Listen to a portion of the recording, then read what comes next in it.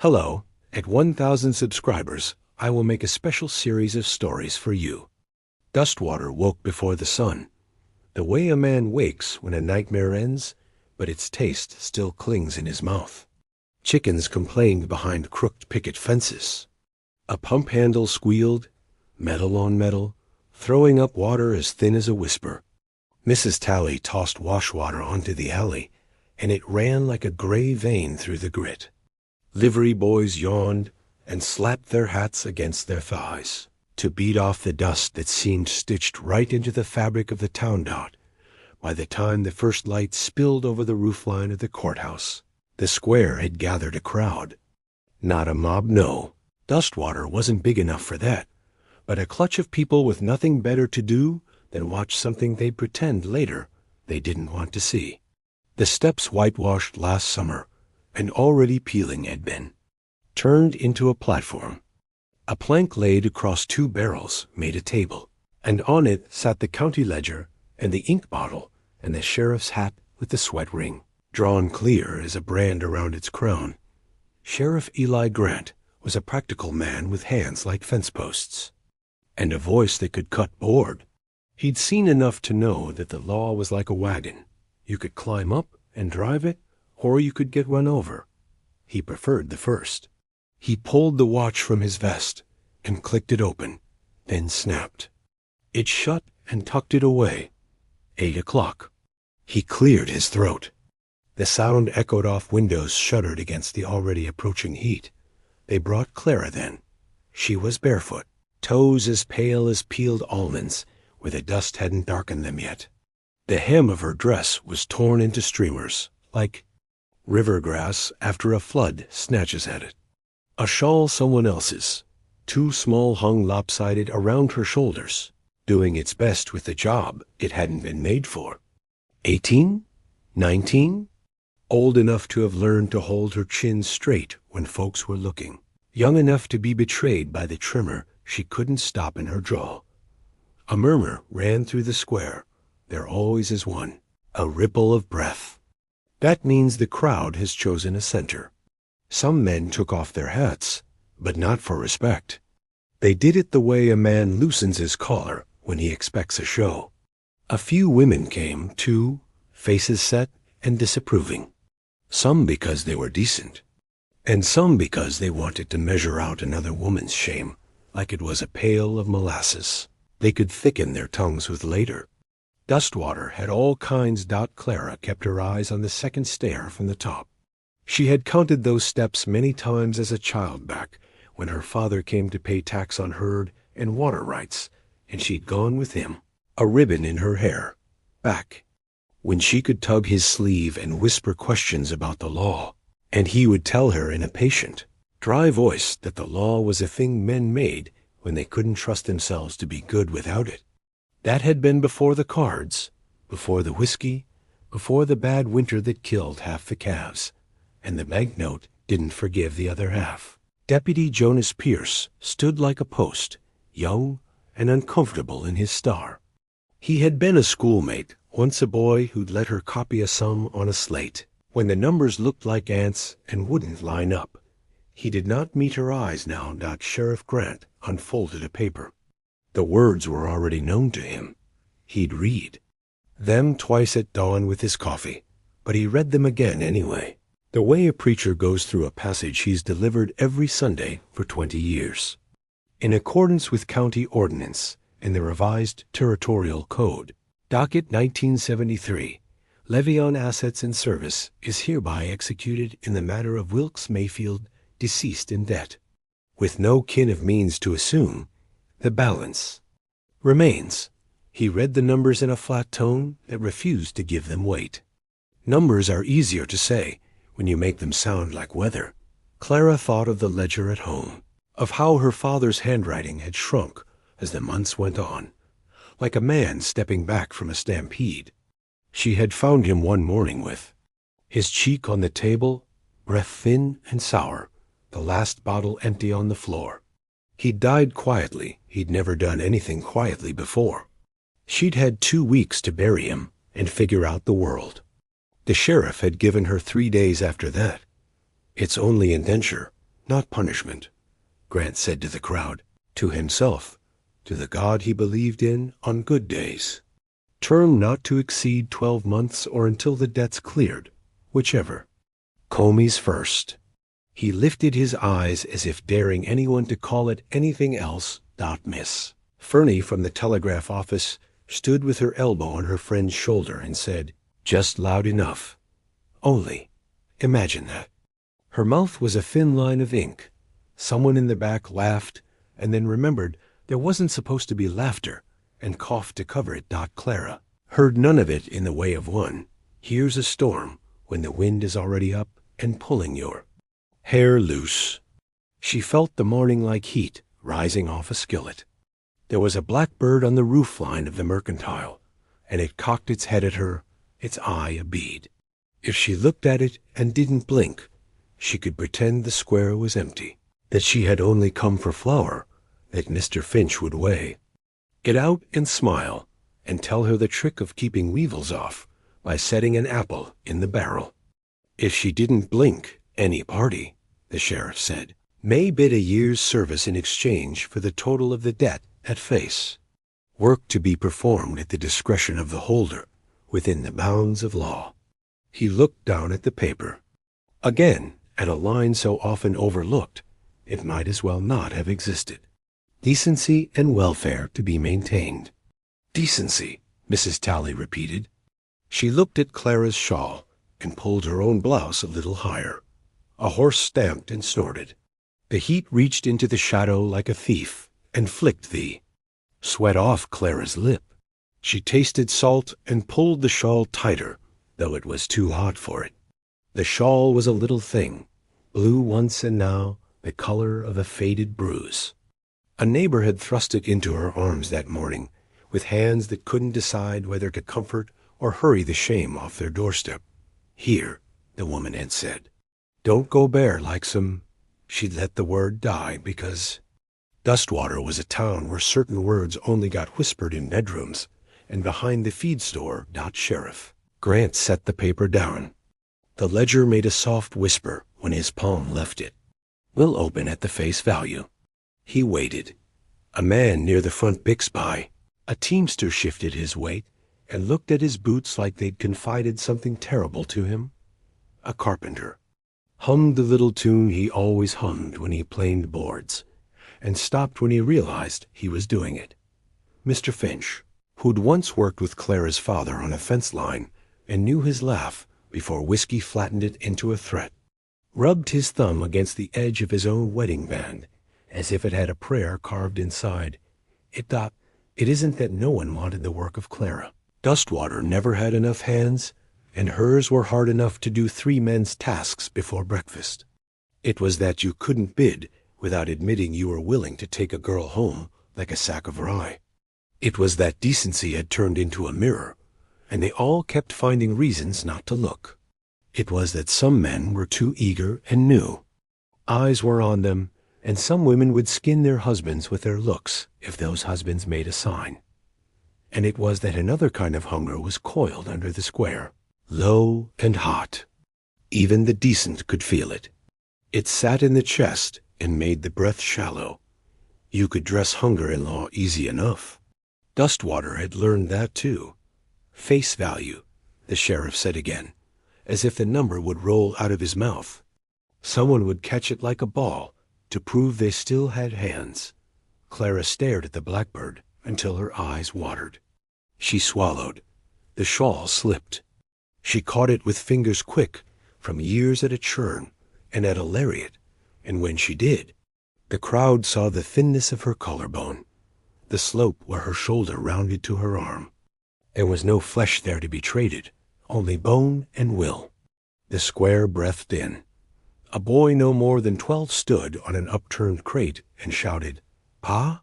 like he always did when he was nervous and wanted his father's attention to stand between him and whatever was happening.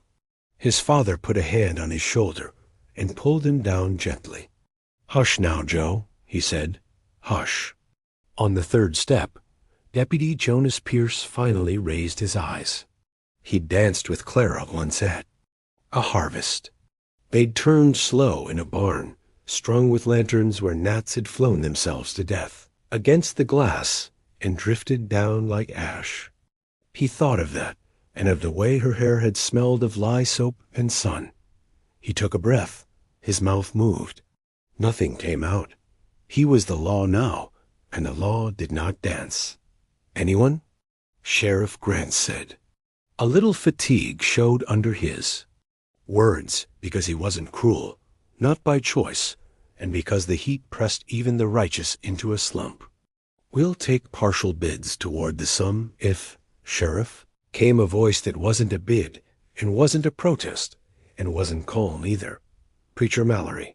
He stepped forward, the prayer book clutched hard enough to paper his palm. White.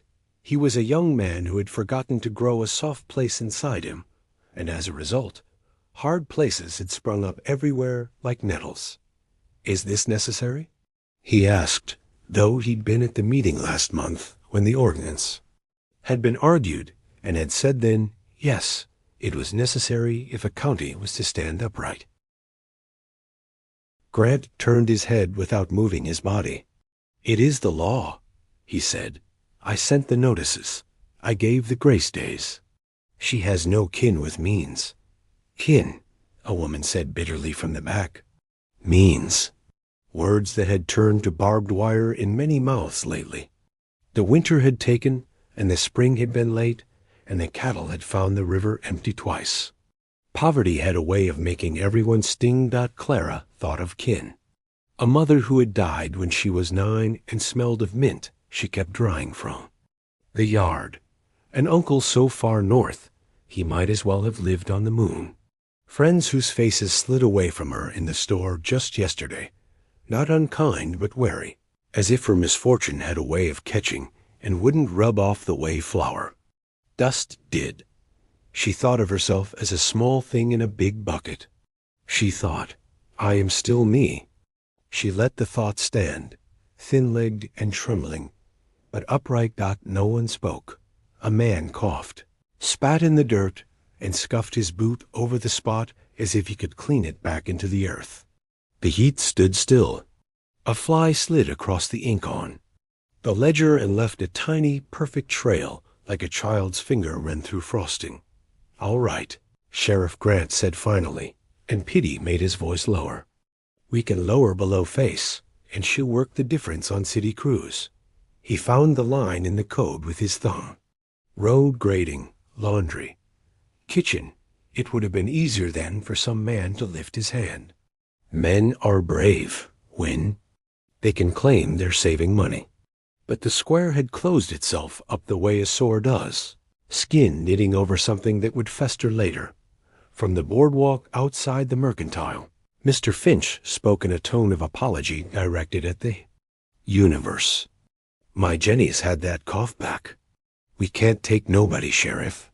He meant it, and he didn't. Both were true. Bixby, the teamster, scratched under his hat.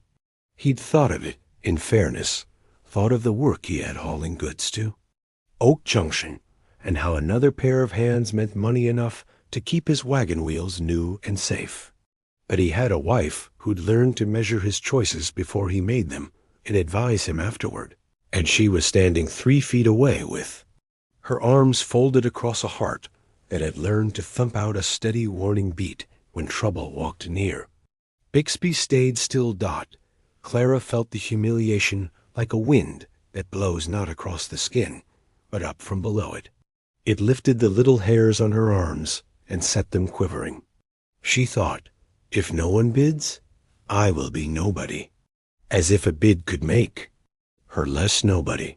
As if a number could wrap itself around her and make her a person again. It was foolish, that thought, and she knew it was. And still it dug in and would not loosen. Jonas took a step and then back again. His hand touched the brim of his hat and aborted the motion like a bird that hears a shot and folds its wings too late. Sheriff, he said, too quietly for anyone but Clara to hear. It wasn't a word. It was a sound a man makes when he knows the right thing and can't put his weight behind it. Last call, Sheriff Grant said, and the words struck the square like chisel blows on stone. Any bid at all? The breeze, such as it was, chose that moment to stir, and it came through the alley behind the barber and lifted the shawl's edge again, so it flashed a triangle of skin, and Clara grabbed it again, and the crowd blinked. Quick, as if ashamed of what their eyes wanted to do, a blackbird launched itself from the mercantile roof with a clatter like spilled nails, and vanished into the heat shiver of the road. Clara closed her eyes. Behind her lids, the world turned to red and orange and a dark color that wasn't any color so much as a weight. She breathed. She could smell the courthouse boards, sun, old soap, a hint of the pine they had once been. She could smell the tobacco on Grant's breath. She could smell herself, plain as bread. "You may as well shut it down," someone said from the back. "Ain't nobody." "Shut your mouth, Duggan," Mrs. Tally snapped, sharper than she meant. She'd watched Clara come to her back door 3 times that week for work. Any work, and she'd said no each time because she didn't want her own. Daughters seeing the despair on another girl's hands and thinking life was shaped like that. She wished now she'd said yes. Wishes are cheap and punish only the wisher. Grant moved his finger to the last line, like a man about to finish a prayer and say amen, and lay the book closed. The square leaned one way or the other. It wasn't clear. Clara opened her eyes. The world rushed back. The square, the warped glass in the hardware window, the reflection of a woman she barely recognized. She thought of the ranch grass after. A rain, sharp green and wet on the ankles. She thought of holding a calf's head while her father set a bone. She thought of singing once, quietly, to the kettle, so the boiling sounded like harmony. She did not think of shame. It was there, heavy as a saddle, but she set it behind her for a breath. Her voice surprised her when she found it. "I can work," she said, to no one, to everyone. It wasn't pleading. It was a simple fact, the same as if she'd said the sun is up. "I can cut, can shoe and brand. I can count, and I don't cheat." She lifted her chin. It made no difference in the law, but the sound of it changed the shape of the morning. The square shifted. The words settled, small and stubborn. Silence came again, but not the same one. This one listened. From the far edge of the boardwalk, boot heels started. Slow, certain. Not the scramble of a man deciding, but the arrival of someone who'd already decided somewhere private and was only now walking the decision into daylight. People turned their heads, relieved to have something to look at that wasn't Clara. The figure was still far enough that Clara could not make out a face. Only the outline, the kind of outline that belonged to someone who did not ask permission to take up space. Hat brim like a drawn horizon, shoulders that did not apologize for being wide, black cloth that drank light instead of throwing it back. The crowd parted as it does when someone carries a name large enough to push people aside without touching. Then Sheriff Grant didn't smile, but a sliver of something eased in him. It is a terrible thing to be the man who must place a life on a table like a ledger weight and call out prices. It is a relief to be interrupted. The boot heels crossed. From shade into sun. Dust lifted and settled. The figure's shadow rode ahead and stepped onto the courthouse stair before the person did. Clara did not lower her chin. She did not pull the shawl tighter or let it drop. She stood on the second stair from the top in a town that had decided to be a scale, and she put all she was on to the side that said, "I am not a thing, no matter what the ink claims." The breeze lifted a lock of hair at her temple and set it down again.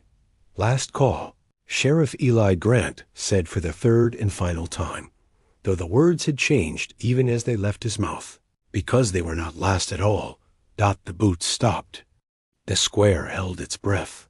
Somewhere, the blackbird settled into a cottonwood and flicked its tail like a metronome. And Dustwater, that town of splinters and heat and laws that bent as easily as wire if you pushed hard enough, waited to see. Who would speak? The boots that crossed from shade into sun belonged to Eleanor Carver, though everyone in Dustwater would have known her by shape alone. The long black coat even in summer, the straight back no sorrow had bent, the brim pulled low to the point of not hiding her eyes at all. They were gray, those eyes river stone when the river had dried up. "Sheriff Grant," she said, as if greeting him in a parlor and not on a courthouse step that had just been turned into a scale. "Widow Carver," he answered, and the tilt of his chin said he was relieved to have the law move forward and sorry it had come to this. Both at once. Eleanor stopped 2 steps below Clara. Up close, the coat wasn't mourning so much as armor. The cuffs were polished by bridle reins, not pews. A black ribbon pinned to her hat frayed. Old grief fluttered once in the thin breeze and then lay still, as if reminded what kind of woman wore it. She looked at Clara full on, not at the shawl slipping or the torn hem or the bare feet. She measured the set of the jaw and the stubborn line that held the girl's shoulders square against the heat, and the eyes that had decided not to cry, because crying was a kind of consent.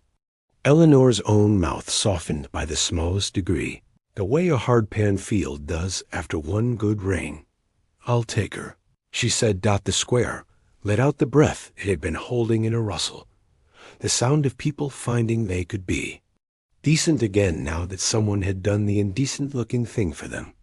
Relief always arrives with a chaser of gossip. Heads bent toward each other. The words moved quick.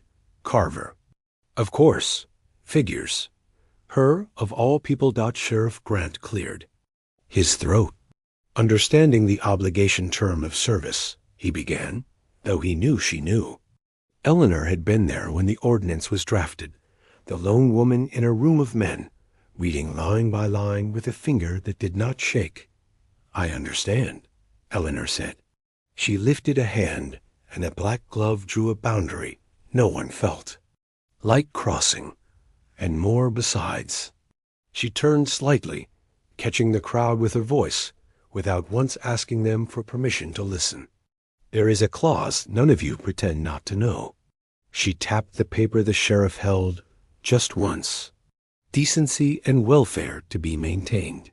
No one answered, because there was nothing to say that would not make a man look smaller in his own boots.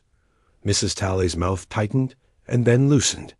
Preacher Mallory's fingers worked at the edge of his prayer book, as if he could peel something off it he didn't like any more.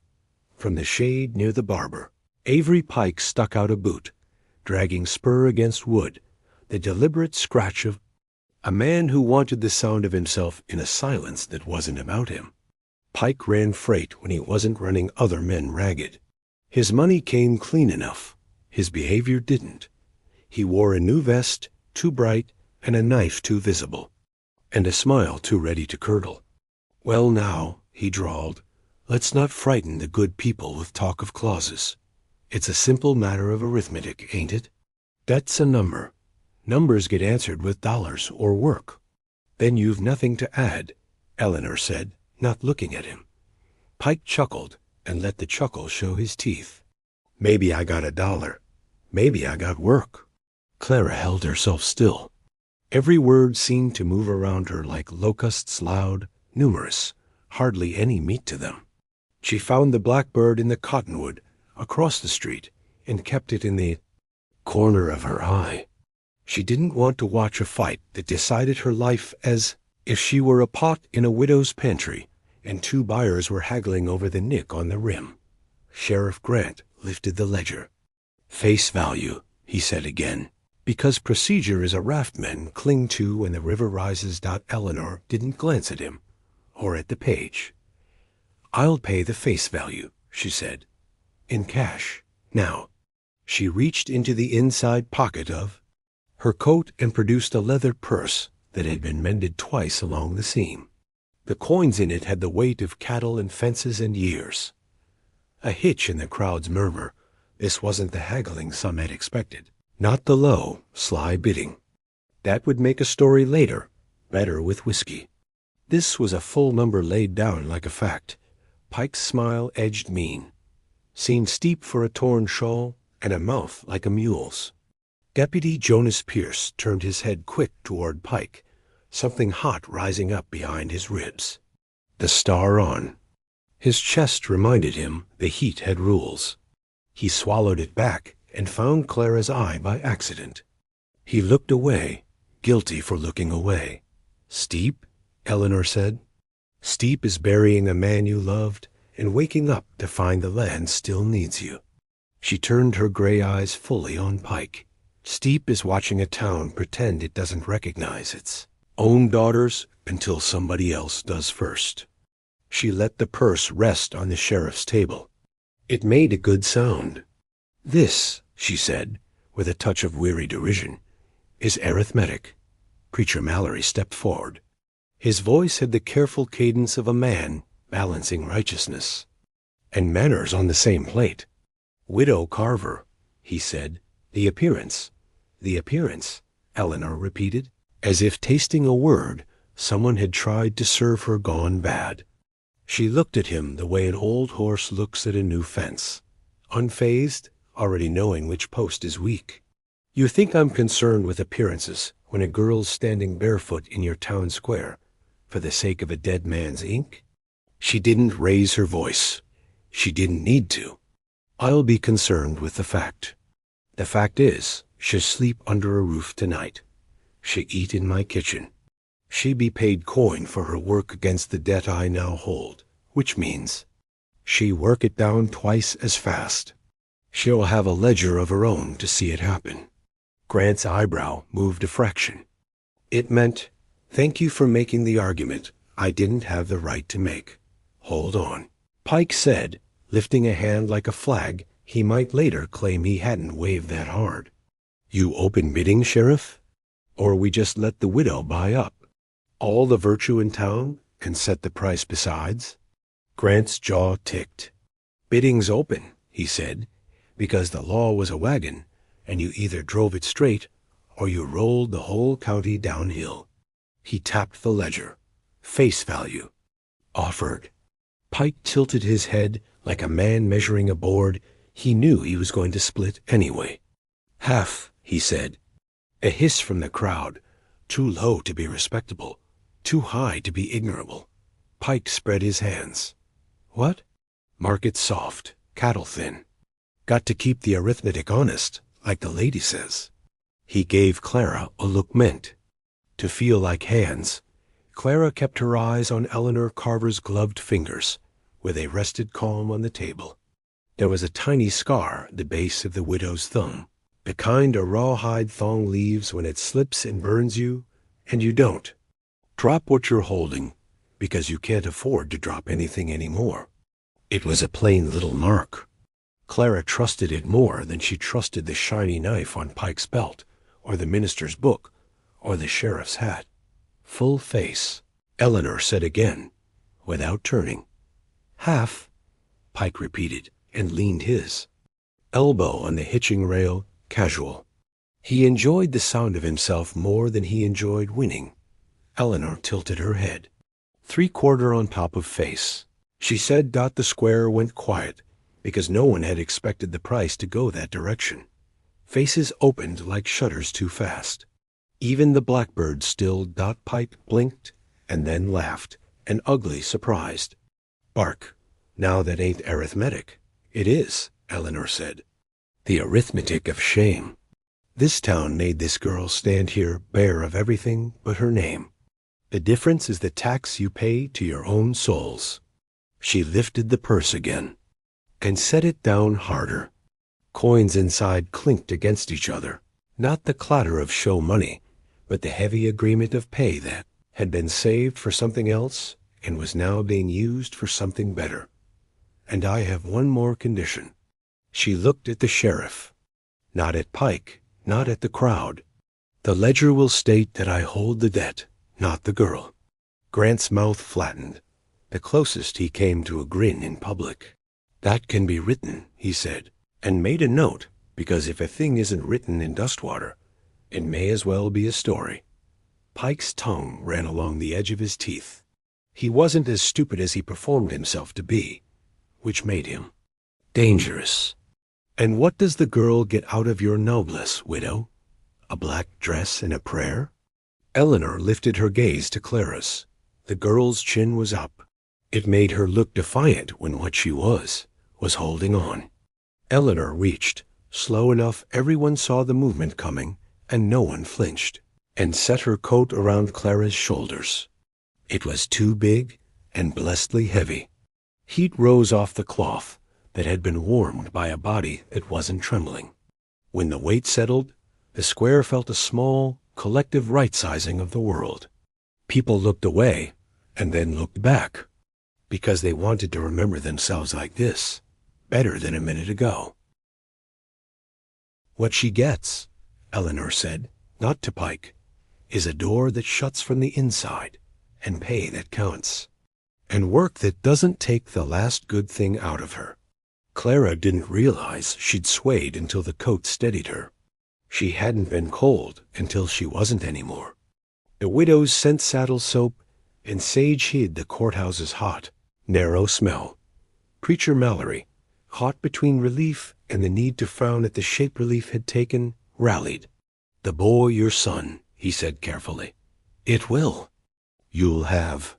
People say, Eleanor returned.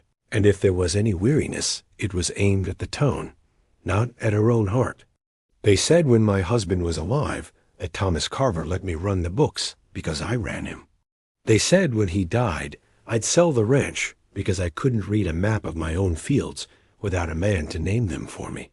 They said when I didn't sell that I'd remarry and ruin the fortune I'd salvaged. People say, Reverend, my cattle don't listen. My fences don't listen. My son doesn't listen when it isn't worth listening." She let that hang, light as a ribbon, and then cut it clean. She turned to Clara again. "My son is waiting for you." The words were plain, without embroidery, but they landed like stakes. The crowd went very still. Even those who hadn't meant to come forward leaned forward anyway.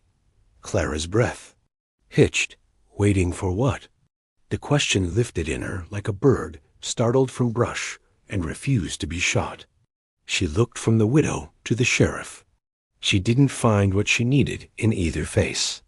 She found only what each could offer: a name written in a book and a place to stand where the sun wasn't as sharp. Pike sniffed as if the air had soured. "You hiring help or picking a bride?" He said, too loudly, "A man tossing the last rock when the water's already gone still." His stare raked the coat around Clara's shoulders. Looking for shame and not finding enough to satisfy him, that Eleanor turned and gave him the full of her attention at last.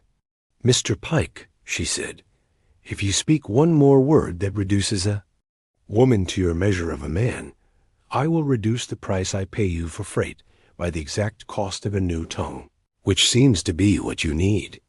A few laughs broke, small and nervous, then stronger, because there is no joy in a town like the moment a bully is told the arithmetic is changed. Grant let the corner of his mouth rise. "Bid stands at face plus 3/4, he said, pen poised. Pike's eyes flicked from the purse to the girl to the purse again. He saw what was true, that this was no longer about Clara, but about him, and he had already lost more than he could win back with any number. He lifted his hands in surrender, so exaggerated it looked theatrical. "Wouldn't want to overpay on account of decency," he said, and stepped back. "Bid accepted," Grant said, and wrote Eleanor's name in a sturdy, unflourished hand that had married men and jailed men and buried them, and still believed. Writing could keep a county from blowing away. Eleanor didn't look at the ink. She looked at Clara. "What's your size?" she asked, ordinary as a question over beans. Clara blinked. The coat was swallowing her. "Small," she said, and then, because saying it made her sound like the word, she added carefully, "but strong." "Good," Eleanor said, in a tone that meant she'd taken the measure herself already and simply wanted to hear the girl say it. She lifted her chin at Mr. Finch, who was pretending to straighten cans of peaches that had been straight already. "Make up a trunk," she called. "2 work dresses, 1 Sunday. Boots, hat, 2 aprons, needles, thread, soap, whatever. Else your wife says a girl needs, and I don't think of." She paused, then added, "A book with decent pages in it. Not sermons, stories." She looked to Preacher Mallory, who stiffened and then realized she wasn't taking aim at him this time. "I'll pay on delivery." Mr. Finch bobbed his head. So fast the ribbon on his glasses wagged. "Yes, ma'am. Jenny'll know what's right." Relief made him grateful in a way words couldn't cover. Here was a task. He could do a task. A task would sit on a shelf and be good to look at. Not like this morning. Eleanor turned to the sheriff again. "Receipt," she said. He slid a paper toward her, and she signed E. Carver with a neatness that would have pleased any banker west of St. Louis. He filed the paper under the sheet that had held Clara's name like an indictment and now held it like a promise. Clara's knees unlocked. She didn't know where to put her hands under the coat, on the step. The coat solved the problem by having pockets big enough to hide fists in. She slid her hands in and felt. In the left pocket, a small square of cloth. A handkerchief, hemmed tiny and even. She pressed her thumb to the corner and felt the comfort of a thing made on a table. At night, in a house that had a lamp, Deputy Jonas stepped forward with a roll of his shoulders as if he could shrug off shame the way sweat rolls off when a cone say. "Cloud passes. I'll walk you to your horse, widow," he offered. He looked at Clara and forced himself to hold the look this time. "Miss Mayfield." He said her name like it was the first time anyone had said it right all morning. "Deputy." Clara answered. It steadied both of them. Pike watched, scowling and calculating. He filed this morning away like a thorn under the saddlecloth. Unseen, irritating, something to remember when the trail got long, and a man needed a petty purpose to carry him forward. Preacher. Mallory shut his book with a soft thud and told himself the sound was resolution and not retreat. He would find a sermon to fit this. Or he would find a way to make this fit a sermon. Men like him always did. Mrs. Talley lifted her chin and looked around until she found her daughters, who had snuck to the side of the square to see without being seen. She gave them a look that meant, remember this part, not the other part. Eleanor shifted her attention back to Clara. "Can you ride?" "Yes," Clara said, and her mouth wanted to add more bare facts about fences and calves and mending and numbers because she had last been valued in exact units of labor and wanted to prove she was still worth something. The words came up hot and stopped cool against the back of her teeth. She swallowed them. "Yes," she repeated. It was enough. "Then let's go," Eleanor said. She adjusted the coat at Clara's shoulders with a brisk motherliness she didn't perform, but simply did. "We've farther to ride than I like when the sun's already this high." Clara hesitated, just long enough to look at the stair beneath her feet. The boards had grooves worn in the place. Men stand when they announce their deaths and their marriages. A groove wasn't a chain, but a person could trip in it just the same. She lifted her foot and stepped down. They crossed the square. The crowd parted. No one reached out, not even to touch the coat, because to touch it would have been to admit they had felt cold. 2. Mr. Finch darted inside his store and rattled the bell on purpose to cover the need to wipe his eyes at the hitching rail. Eleanor's. Maury Big, Bay, patient stamp once, then settled as if greeting an old friend in a new shape. Jonas handed Eleanor the reins and then offered his palm to Clara, not like a rescuer to a fallen woman, but like a man to another human being who would climb faster with a steady point to push against. Clara placed her hand there. His skin was warm, dry with the dust that runs to men's hands when they've been swallowing their words too long. Eleanor mounted smoothly, the way practice turns muscle into intention into motion. Clara swung up, lighter in the coat than she'd expected, the fabric falling around her legs like dusk coming early. It hid the torn hem and the bare calves and the knobby knees that had made men think they could name her worth. The town changed. Its idea of her by the simple trick of not seeing what it had seen 10 minutes before. "Widow," Sheriff Grant said, as they turned toward the street that ran south and then west and then out toward the rolling brown of Knot Town. "Thank you." Eleanor nodded without making much of the gratitude. "Write the paper right," she said. "And if anyone comes to the ranch with a question about it, send them with paper in their hand, not gossip in their mouth." She touched the brim of her hat, not to him so much as to the office that had to be held by some man, whether or not he deserved it. Grant did. They put their horses in motion. The sound of hooves on hard pan clicked the morning into a different gear. They passed the cottonwood where the blackbird had parked itself. It watched them go and then lifted following, because birds don't care about ordinances, and people with pockets sometimes drop food out at the edge of town, where the last boards of the last porch gave way to grass, and then ambition. Clara looked. Back once. Dustwater's roof lines lay flat and hot, the courthouse a square of white chew toy for the sun. The square was emptying, shame and story dispersing into alleys like heat into shade. Eleanor noticed the glance, but didn't scold the girl for it. Looking back is a way of measuring distance. Some people need the numbers. "You'll have a room," she said, practical as ever. "North wall. Cooler by 3 degrees after noon. We'll get you boots this afternoon. Once Finch's boy runs the trunk out, you'll eat first. Work starts tomorrow at a decent hour. Today, we ride and we breathe.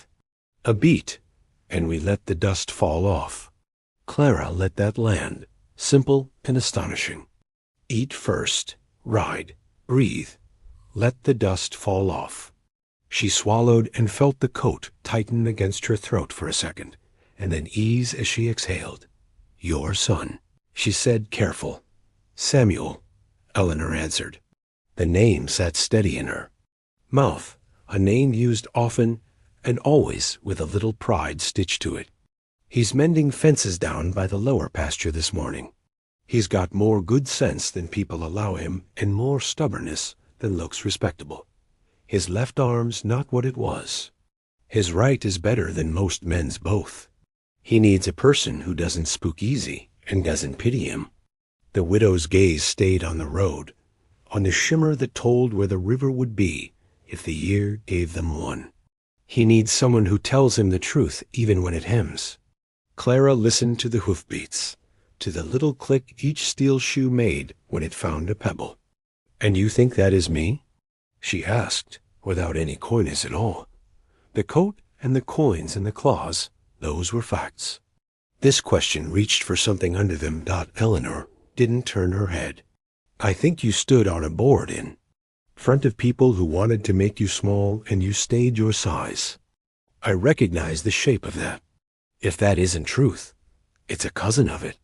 Clara looked down at her hands, hidden in the coat pockets. She thought of the ledger the widow had promised her, the way numbers make pathways when you set them down right. She thought of a room on a north wall, and the idea of cooler that came with the word. She thought of a boy no, a man mending fence with one arm that wasn't much, and one that was enough. "My son is waiting for you," Eleanor had said.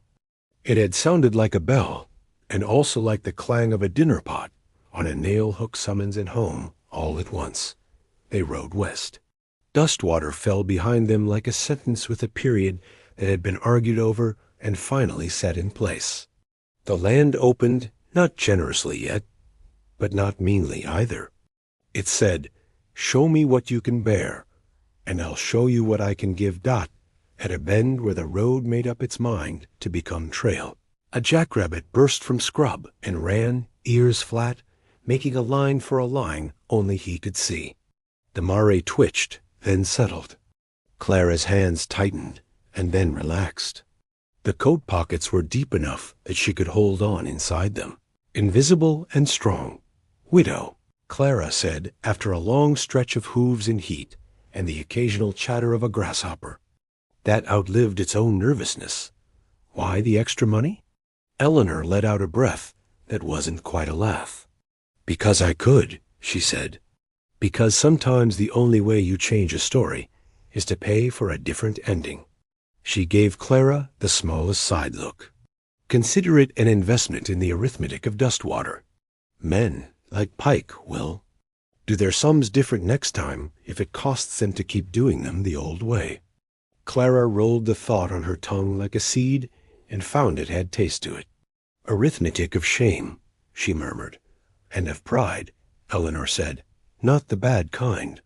She shifted in the saddle, easy, like a woman who'd learned comfort is something you build with use. You keep your pride, Clara Mayfield, but don't let it go hungry. Pride eats, same as a person does. Feed it with work done right, not with words people fling at you when they're tired of looking at their own plates. They topped a rise, and the world beyond was the world of the Carver place. Pastures rolling like knuckles, cottonwoods cutting black lines along draws, the house a shape that the land didn't seem to mind sitting on its lap. Smoke lifted straight up from the chimney, no wind to push it. A small figure on the lower fence line straightened, turned toward the road, raised an arm. The movement was spare and certain, the wave of a man who knew what he saw and liked it.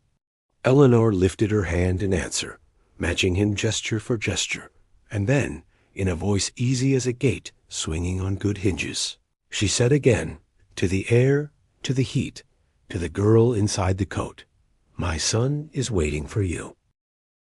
The sun had begun its slow descent by the time Clara Mayfield first saw the Carver Ranch proper. The trail had wound across sagebrush flats and gullies striped with dry grass until the land seemed to open its chest wide, showing ribs of pasture and bone-white fences. At the center of it all sat the house, square-shouldered and practical, 2 stories of weathered timber with a roof of tin that winked in the light. A porch wrapped around its front, shaded by a row of cottonwoods that had stood there long enough to know generations by the sound of their voices. Smoke drifted from the chimney, thin and blue, the scent of wood fire carrying faintly through the dusk. Not many houses in Dustwater kept a fire in summer, but out here, where nights crept cold and stars pricked sharper than nails, it was a habit worth keeping. Clara's horse slowed as if it, too, felt the gravity of the place. She tugged at the reins clumsily, but the mare hardly needed her hand. The animal knew the path and walked it with the ease of a creature who belonged. Clara, wrapped in Eleanor Carver's black coat, felt the same ease beginning to soak through her bones. It frightened her to admit it. The widow's voice cut into the stillness. There. She lifted her chin toward a shape moving along the lower fence line. That's Samuel. Clara shaded her eyes. A young man straightened from his work, hammer dangling loosely in one hand, wire cutter in the other. He waved, not the quick, frantic wave of a boy, but the slow lift of a man who had no need to rush what was already certain. As they rode closer, details sharpened. He was tall, built from years of lifting rails and branding stock. His right arm swung easily with the tools. His left hung still against his side, shoulder stiff, fingers curled as if unwilling to let go of something no one else could see. A faded scar cut along his forearm, old as rust, and the skin above it was smooth with disuse. Samuel Carver waited by the gate, resting one boot on the lowest rail. His face caught the last of the light, strong jaw, sun-dark skin, eyes that mirrored. His mother's gray, but softened by something else, something patient. "Evening, Ma," he said when they drew close. His voice was steady, as though speaking wasn't work, but a simple fact of living. "Evening," Eleanor answered, swinging down from her saddle. We've company." Samuel's gaze went to Clara. For a heartbeat, she wanted to shrink beneath the weight of his look. She thought of how she must appear, dust-streaked, hair loose, coat too large, a girl carried from a square like a debt paid in shame. But Samuel's expression didn't hold judgment. He regarded her the way a man does. When he sizes up a horse, he doesn't yet know measuring, not beauty, but endurance. "Clara Mayfield," Eleanor said, firm as a church bell. "This is my son, Samuel." Clara slid down awkwardly, the coat tangling about her knees. She caught herself before she stumbled. "Good evening," she managed, voice quieter than she wanted. Samuel gave a small nod. "You ride well," he said simply. "Most folks are saddle-sore after that road." Clara blinked. Praise wasn't what she expected. She pulled the coat tighter, unsure of what to do with the warmth rising in her chest. "Let's not keep standing about," Eleanor said briskly, breaking the moment. "Supper's waiting." They left the horses in Samuel's care, though he only used his good arm to unhitch them. Clara started forward to help, but Eleanor touched her shoulder lightly. "Let him be. He's quicker one-handed than most are with two." Inside, the house smelled of bread and beans, the kind of meal meant to fill a body rather than impress it. The kitchen was wide, a big oak table at its center, scarred from years of knives and elbows. Oil lamps threw golden circles against the walls. On the shelf above the stove sat a row of jars, each labeled in Eleanor's neat script: flour, sugar, salt, coffee. Clara stared at them longer than she meant to. The sight of a home so ordered and whole was more foreign to her than any wilderness. Eleanor handed her a folded bundle. "Clothes. Finch's boy rode fast." Clara's throat tightened. She carried the bundle upstairs to the room Eleanor had, promised a small square space with a narrow bed, quilt folded at the foot, and a window looking north toward pasture. The air felt cooler there, just as the widow had said. On the dresser sat a basin of water and a towel that smelled faintly of lye soap. She unwrapped the bundle with trembling fingers. 2 work dresses of plain cotton, brown and blue. 1 Sunday dress, cream-colored with a modest hem. A pair of boots, scuffed but solid. 2 aprons, thread, needles, a bar of soap, and a book. She opened it, a collection of stories, not servants, with words thick and comforting on the page. Clara pressed the book to her chest. For the first time since the auction block, she felt more than relief, she felt seen. When she returned to the kitchen, dressed in the blue work dress, Samuel was already seated, head bowed slightly as Eleanor set out bowls. He looked up at Clara, his gaze steady. "Fits," he said, meaning the dress, perhaps meaning more. Supper passed mostly in silence. They ate beans, bread, and a slice of dried apple pie Eleanor had saved from last week's baking. Samuel asked about the ride. Clara answered briefly, and Eleanor filled the gaps with talk of ranch work. Calves born early, a fence line that needed mending, a well that might need deepening before winter. After the dishes were cleared, Samuel rose, stretching his long frame. "I'll see to the horses." "I'll help," Clara offered before she thought. Eleanor's eyebrow lifted, but she didn't stop her. "Don't stay out too long.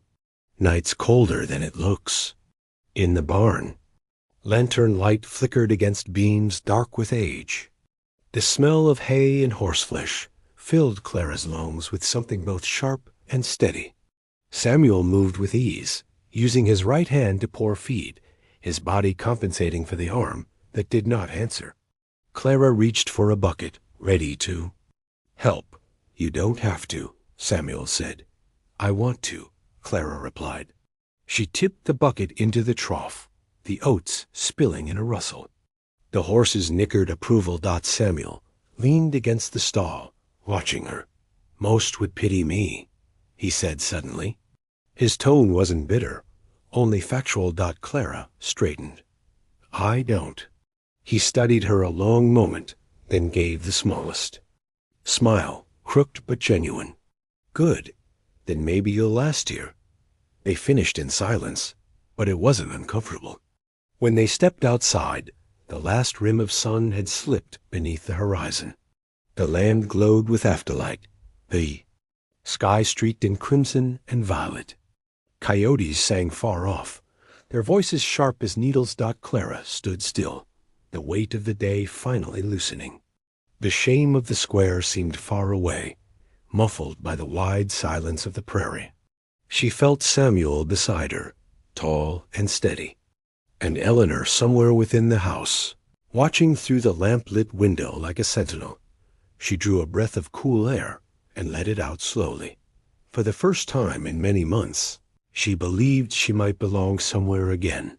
And for the first time in her life, she began to wonder what it might mean to choose belonging not as survival, but as hope.